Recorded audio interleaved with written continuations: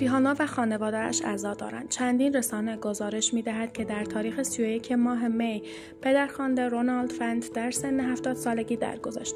در حالی که علت مرگ وی هنوز علنی نشده، گزارش‌های منتشر شده نشان می‌دهند که اخیراً با یک بیماری مبارزه کرده است.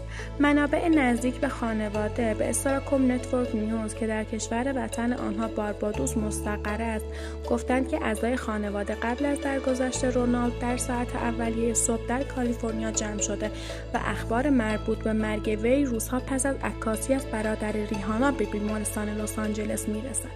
ریهانا در سال 1988 به دنیا آمد. رابین ریهانا فنت به رونالد و مادر مونیکا والدین وی در سال 2002 هنگام 14 سالگی فقط 2 سال قبل از انتقال از زادگاه خود بریجیت تاون باربادوس به ایالات متحده طلاق گرفتند.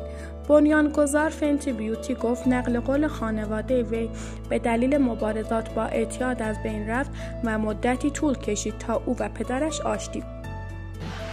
And I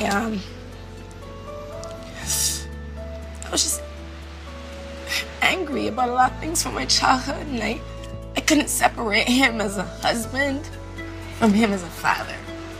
I felt like he was a bad husband, he was a bad father. The minute I was able to realize like my father was probably one of the best fathers in the world.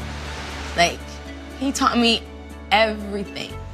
And as awful as he was to my mom at times, it didn't compare to how great he was as a father. And I had to come to terms with that. And I was able to close that gap. سالها بعد این دو درگیر اختلاف حقوقی با ریهانا در سال 2019 به دلیل تبلیغات دروغین، تعیین دروغین مبدأ و تهاجم به حریم خصوصی تبلیغات کاذب نور بودند.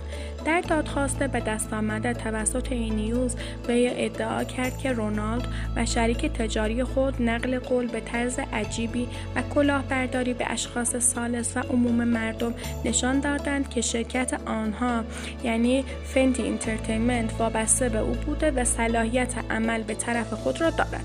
در سال 2021 ریهانا برای رد دادخواست خود در مورد BBC تشکیل داد.